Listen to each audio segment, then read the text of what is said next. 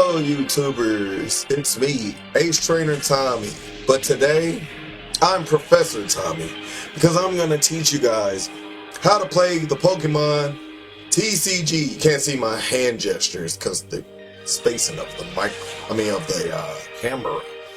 But today I'm going to teach you guys how to play Pokemon TCG, more hand gestures to keep you interested, kawaii. So, I'm gonna cover the basics of Pokemon TCG, what a card is, gameplay mechanics, how many cards, just like the basic rules and stuff. And I'm the type of person, I don't like to do like a little long bullshit thingy, so we're just gonna get right to it. So first things first, since I'm in the Pokemon Live Simulator, and I kind of jumped into the match, I should have just went on the card first, but like I said, the best way to learn is to get straight in. So, before every match, first of all, you need to make sure that your deck contains 60 cards. You need 60 cards in each deck. The amount of the same card you're allowed to have. Let's say, for instance, you got a Charmander and Charmeleon.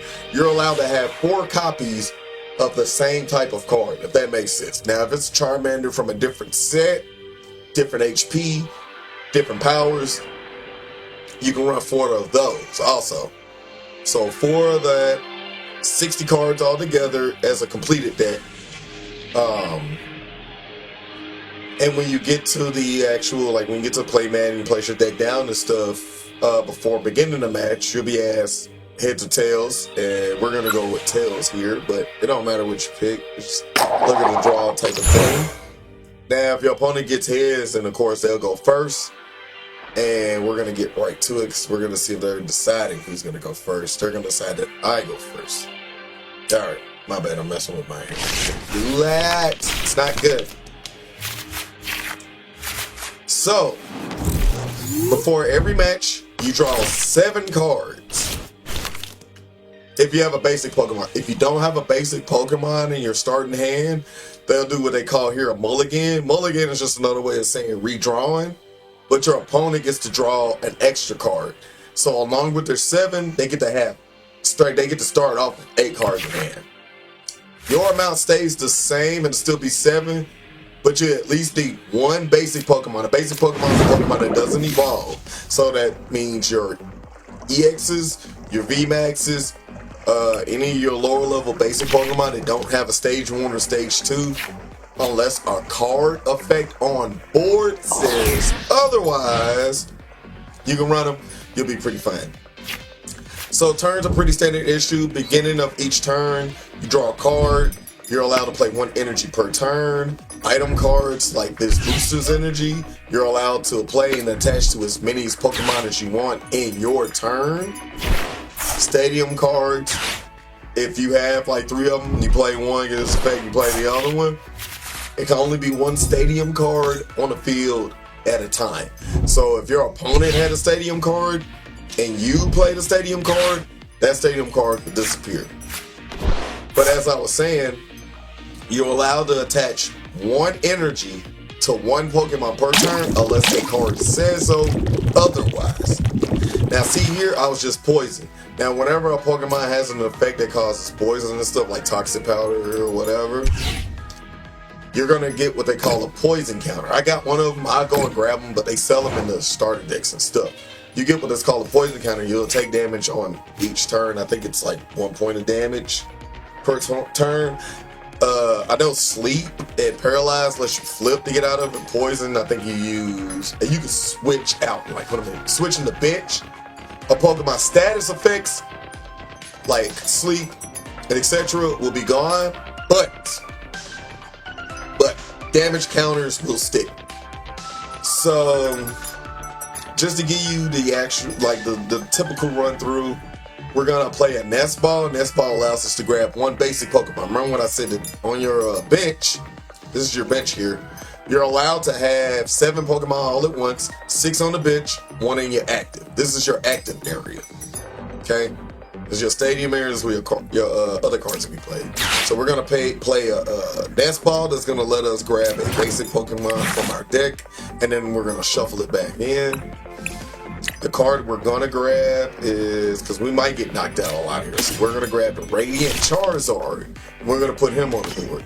So the way the Pokemon TCG works is, you see here, you got seven. You have 6 cards here, right? And we're just gonna switch out here and here, so you all can see the poison effect be healed. Okay, and see, it's gone. It's healed. No status effects. That's where you check the status effects. No status effects. Okay. So, prizes.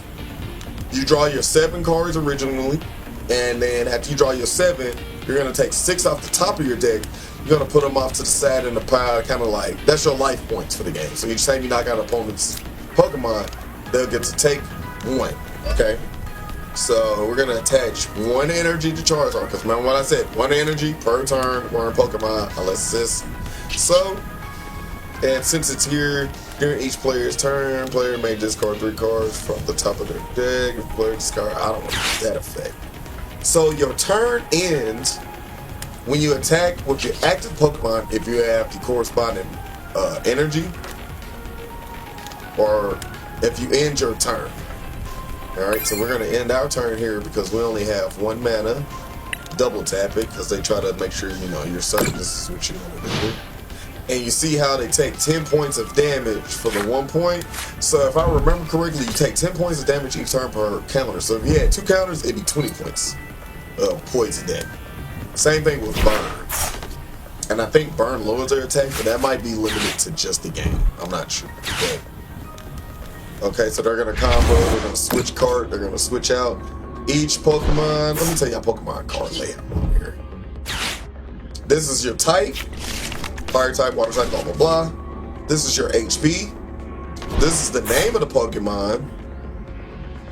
Here's your filler tech, your flavor text.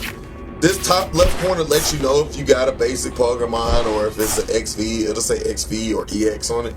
But this lets you know in this corner, when you look here on this left-hand corner, it'll let you know if it's an evolved Pokemon or not. Then you go down here, your weakness. If your Pokemon, let's say for instance, as we all know, fire types are weak against water types. So let's say if he had, well, it is right there. So any Pokemon that's of the water type that deals damage, it'll do double damage. So let's say for instance, they use their Starmie, does 10 damage, but since I got ×2 weakness, instead of 10, it does, I think you add, 10 times 2. So 10 times 2. You double it, basically. Triple it, double it, whatever it says here. Your retreat cost is how much it costs to switch a Pokemon out with another Pokemon. You can retreat 1 time per game, depending on the card effect, as I said. No, 1 turn, not per game. 1 turn. You're allowed to retreat per turn. So, like on this turn, if I was to retreat Charizard, switch it out for the Manaphy, that'd count as my turn, and then I take him to Manaphy.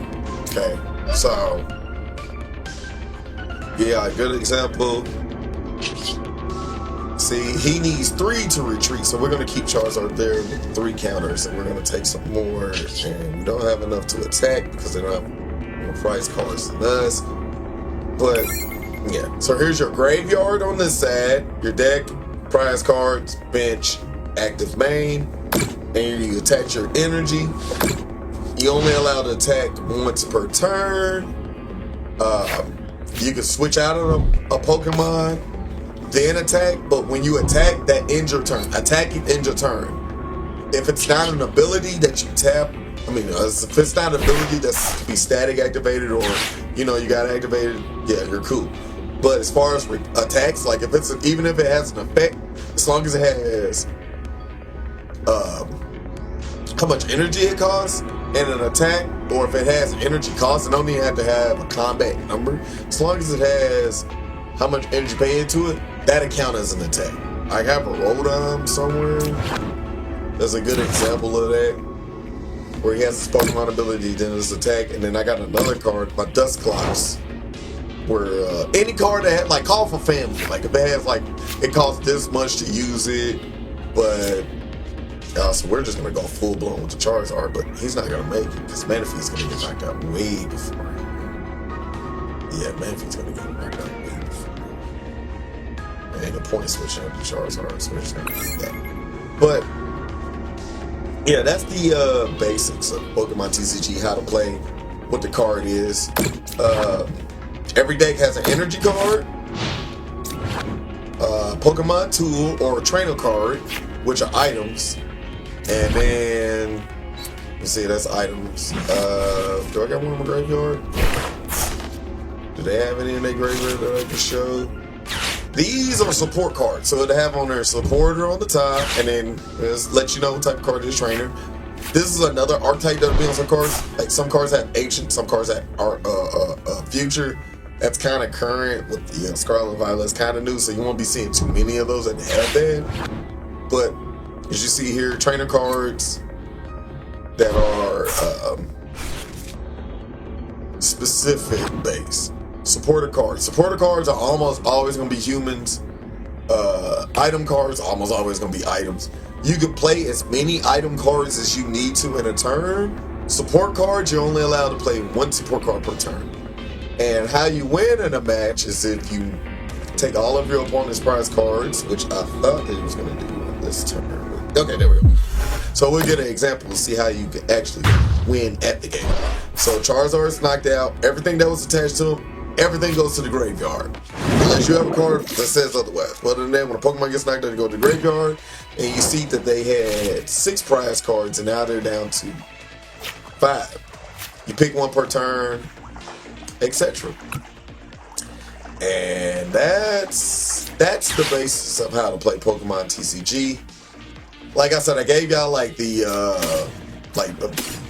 quick narration version, like the baby version, because it's a lot more nuance to the game and stuff. It's different mechanics, archetypes, you got card advantage, things like that. But I wanted to get everybody like, nah, I probably shouldn't have done that. I did that for the retreat.